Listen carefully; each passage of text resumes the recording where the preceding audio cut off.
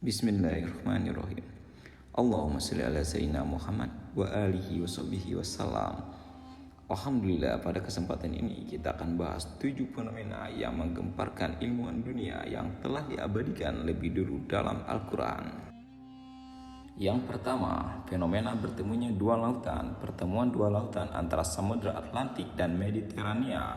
Namun kedua aliran air dari keduanya tidak bercampur satu sama lain. Seorang oceanografer yang bernama Jacques-Yves Cousteau yang berkebangsaan Prancis menemukan pertemuan dua lautan tersebut. Menurut ilmuwan itu, fenomena ini seperti ada dinding yang membatasi kedua aliran tersebut sehingga tidak bercampur. Seorang muslim pun memaparkan kepada Cousteau bahwa fenomena ini sudah dijelaskan dalam Al-Quran surat Ar-Rahman ayat 19-20. Dia membiarkan dua lautan mengalir yang keduanya kemudian bertemu.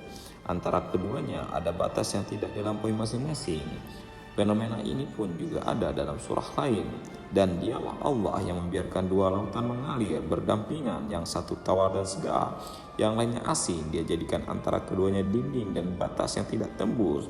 Quran surat Al-Furqan ayat 53. Masya Allah, maha benar Allah dengan segala firman-Nya. Yang kedua, api di dasar lautan. Api di dasar lautan ini ditemukan oleh ahli geologi Rusia yaitu Anatol Bongovic dan Yuri Bogdanov, dan ilmuwan berasal dari Amerika Serikat, Ronald Klein. Mereka menemukannya ketika meneliti mengenai kerak bumi dan patahannya di dasar lautan lepas pantai Miami. Fenomena ini mirip seperti lava cair yang mengalir dan disertai abu vulkanik seperti gunung berapi di daratan yang memiliki suhu sampai 231 derajat Celcius. Tentu ini suhu yang sangat panas, tapi tahukah kamu bahwa suhu ini tidak cukup untuk memanaskan semua air yang ada di atasnya?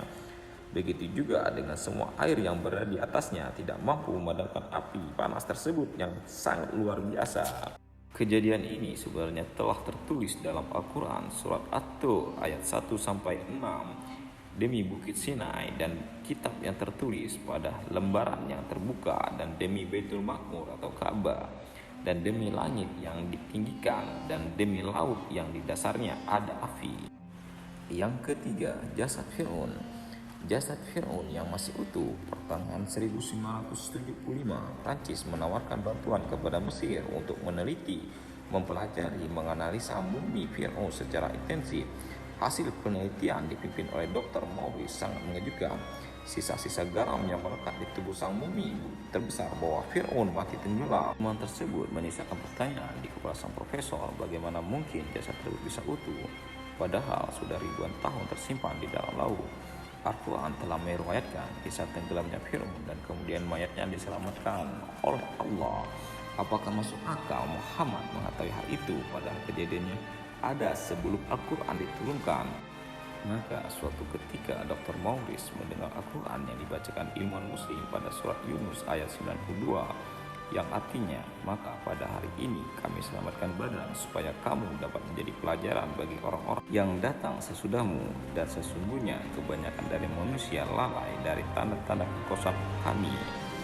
Dr. Maurice berkata bahwa ayat Al-Quran itu masuk akal dan mendorong sains untuk maju. Yang keempat, sidik jari. Ciri khas setiap manusia adalah sidik jari, salah satu bagian tubuh manusia yang bisa digunakan untuk dijadikan sebagai acuan identifikasi adalah sidik jari. Karena sidik jari manusia adalah ciri khas setiap orang, bahkan sidik jari menjadi metode yang digunakan dalam penyelidikan. Rupanya hal tersebut dijelaskan dalam sebuah buku berjudul Miracle of Al-Quran dan As-Sunnah. Setelah penelitian tentang sidik jari pada tahun 1880 yang dilakukan oleh Sir Francisco, hal inilah yang dijadikan salah satu alasan polisi menggunakan sidik jari dalam mengidentifikasi pelaku kejahatan. Sidik jari orang yang satu dengan orang lain tentunya berbeda, sehingga menjadi alasan untuk digunakan mengenali pelaku tindak kejahatan. Perihal sidik jari telah dijelaskan dalam Al-Quran. Apakah manusia mengira bahwa kami tidak akan mengumpulkan kembali tulang belulannya? Bahkan kami mampu menyusun kembali jari jemarinya dengan sempurna. Quran surat Al-Qiyamah ayat 3-4. Yang kelima, garis edar tata surya. Ahli astronomi mengungkapkan bahwa matahari bergerak dengan kecepatan hingga 720.000 km per jam. searah bintang Vega pada soal afek yang merupakan nama sebuah garis edar. Tentu pergerakan ini sangat cepat. Hal ini dapat diartikan bahwa matahari bergerak kurang lebih 17.280.000 km dalam kurun waktu sehari. Tak hanya matahari, semua planet satelit dalam sistem gravitasi matahari juga menempuh jarak yang sama. Bahkan semua bintang pun. Fenomena tata surya dan garis edar telah dijelaskan dalam Al-Quran, dan matahari berjalan di tempat peredarannya. Demikianlah ketetapan yang maha perkasa lagi maha mengetahui. Telah kami tetapkan manzila, sehingga setelah dia sampai ke manzila yang terakhir, kembalilah dia sebagai bentuk tandan yang tua. Tidaklah mungkin bagi matahari mendapatkan bulan, dan malam pun tidak dapat mendahului siang, dan masing-masing berada pada garis edarnya. Quran Surat Yasin ayat 38-40. Yang keenam, penciptaan berpasang-pasangan. Seorang ilmuwan asal Inggris bernama Paul Dirac mengungkapkan hasil penelitiannya bahwa materi diciptakan secara berpasang-pasangan. Penemuan tersebut dinamai dengan Farid. Penemuan ini menyebutkan bahwa seluruh benda yang ada di alam semesta ini, bahkan sampai partikel terkecil, juga memiliki pasangan. Berkat penemuan ini pada tahun 1933 ia mendapat Nobel di bidang fisika. Penciptaan sesuai secara berpasang-pasangan telah dijelaskan dalam Al-Quran sebelum penelitian ini dilakukan. Hal itu sesuai dengan firman Allah Subhanahu wa Ta'ala, dan segala sesuatu kami ciptakan berpasang-pasangan supaya kamu mengingat kebesaran Allah. Quran Surat Az-Zariyat ayat 49. Kandungan ayat ini mengungkapkan bahwa yang berpasang-pasangan bukanlah manusia saja, tetapi juga seluruh makhluk. Hewan ada yang jantan dan ada yang betina. Bahkan sampai tumbuhan pun ada pasangannya, ada jantan dan betina layaknya hewan. Hal itu telah diungkapkan oleh ilmuwan botani modern terkait tumbuhan berpasang-pasangan. Juga sudah tertuang dalam Al-Quran sejak diturunkannya Al-Quran 14 abad yang lalu. Dan dia menurunkan dari langit air, maka kami keluarkan dengannya berpasang-pasangan dari tumbuh-tumbuhan yang beraneka ragam. Quran Surat Toha ayat 53. Yang ketujuh, jenis kelamin bayi. Hasil penelitian pada abad ke-20 dalam ilmuwan genetika memaparkan bahwa penentuan jenis kelamin bayi itu ditentukan oleh sperma pria.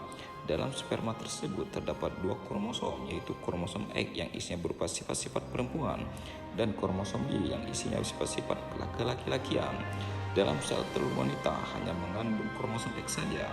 Jadi jenis kelamin bayi ditentukan oleh sperma yang membuahi dan mengandung kromosom X dan Y.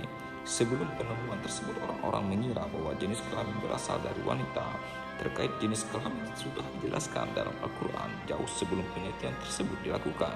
Dialah yang menciptakan berpasang-pasangan pria dan wanita dari air mani apabila dipancarkan.